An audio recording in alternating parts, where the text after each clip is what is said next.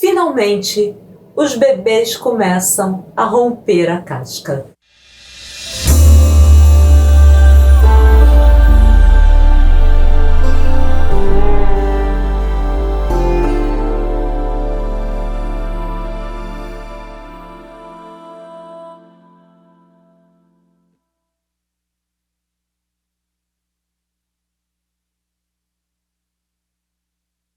Leda ainda fica ansiosa, fica querendo ajudar a quebrar, mas o marido segura sua mão. Na natureza, é necessário que os ovos se quebrem sozinhos, que as crias saiam de lá sozinhas para que eles criem forças para continuar. É muito importante que os bebês saiam de seus ovos sozinhos. E Leda teve que segurar a ansiedade, até que finalmente a casca se rompeu. Mãozinhas pequenininhas começaram a aparecer, e bracinhos, e finalmente as cabecinhas. Eram 4 bebês lindos, perfeitamente normais.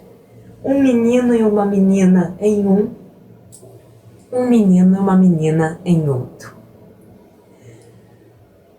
Um menino e uma menina foram chamados de Castor e Helena.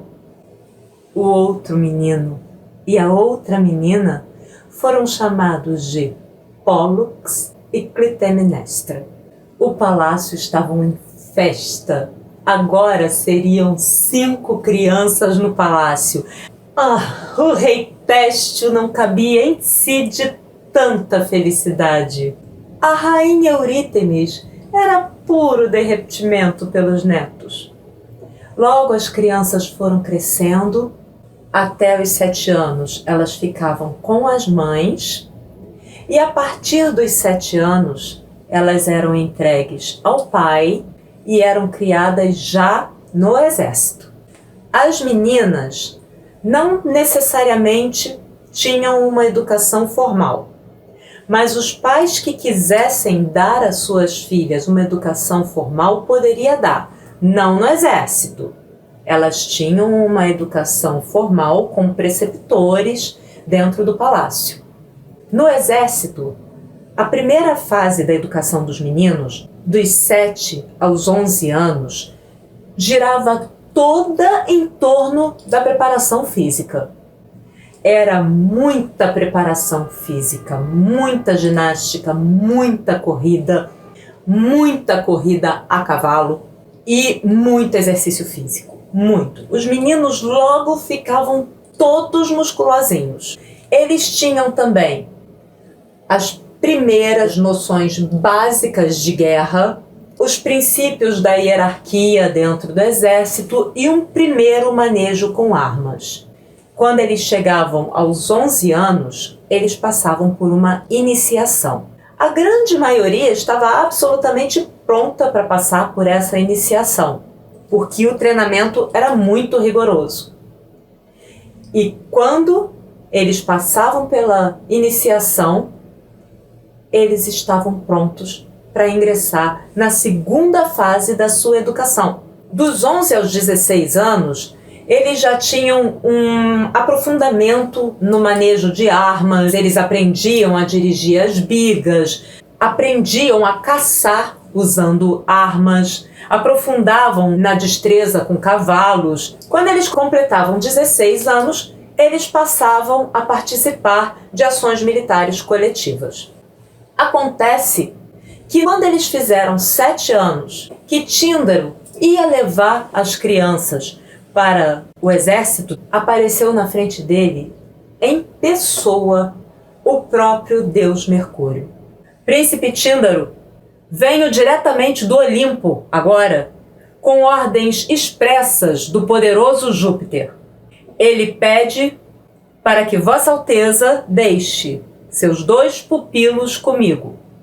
Eu, pessoalmente, tratarei da educação dos 2 meninos. Tíndaro não sabia nem o que falar. Ele estava diante de um deus, o deus Mercúrio em pessoa. Ele não sabia se ele ajoelhava, se ele fazia uma reverência, se ele fazia uma mesura, o que ele fazia? Ele pegou as crianças pelas mãos, ele falou, ajoelhem-se, que as crianças estavam olhando de boquinha aberta, né? Porque Mercúrio estava pairando no ar. E ele falou, ajoelhem-se, meninos, ajoelhem-se, Mercúrio. Não, príncipe Tíndaro, não há necessidade. Por favor, não faz isso. Não precisa fazer os meninos se ajoelharem. Eles são meus irmãos. Por favor, Alteza, deixe as crianças em paz. Tíndaro, então, largou os meninos. E aí ele se deu conta, é verdade. Eles são irmãos de Mercúrio. E aí ele mesmo se levantou, se aprumou e pensou, e eu sou o pai deles, né? Então Mercúrio estendeu a mão para as crianças vieram, deram a mão para ele ainda, olhando com a boquinha aberta. Vamos, meninos, temos muita coisa que aprender. Vocês não vão aprender só a cuidar do corpo, não. Tem muita coisa importante, ó, aqui, da cabeça também. Vamos lá, nós vamos conversar sobre muita coisa também. E ele foi com os meninos. Tíndaro ainda estava se refazendo daquela visão, daquela aparição, quando de repente ele vê na frente dele, também pairando no ar, a própria deusa Atena.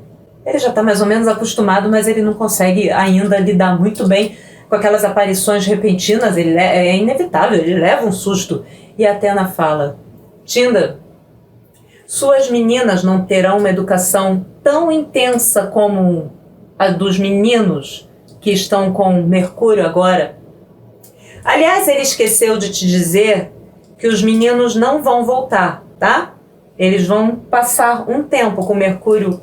Ele devia ter avisado a mãe das crianças, mas, enfim. Sabe como é Mercúrio? Ele é bem apressado. Eu já faço as coisas com muito mais calma.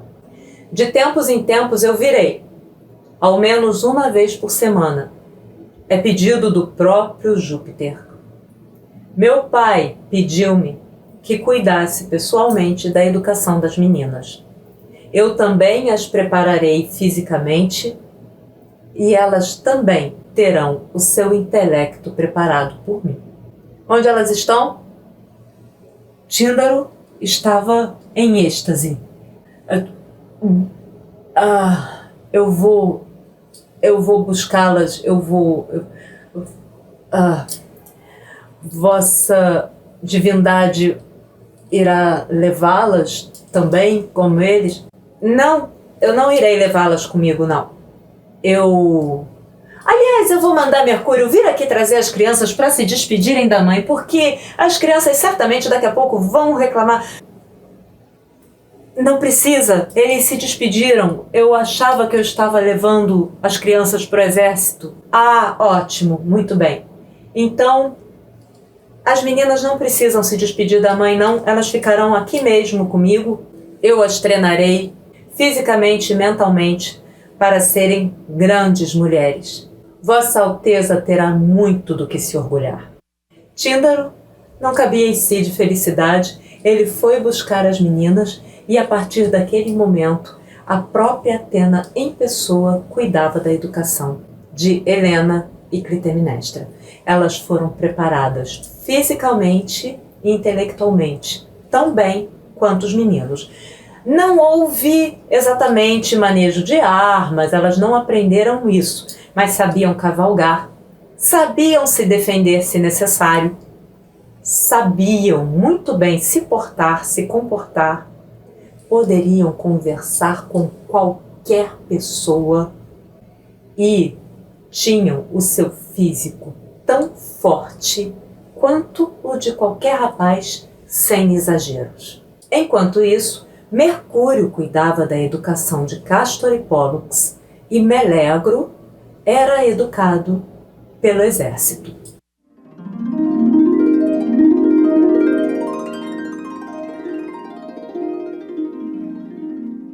Você está acompanhando essa história desde o início? Você sabe como tudo começou? Não? Clica aqui, ó. Deixa seu like pra gente se você gostou da história. se inscreve, isso dá uma força enorme pro canal. E não esquece de ativar o sininho, que é para receber as novidades. Beijos astrais.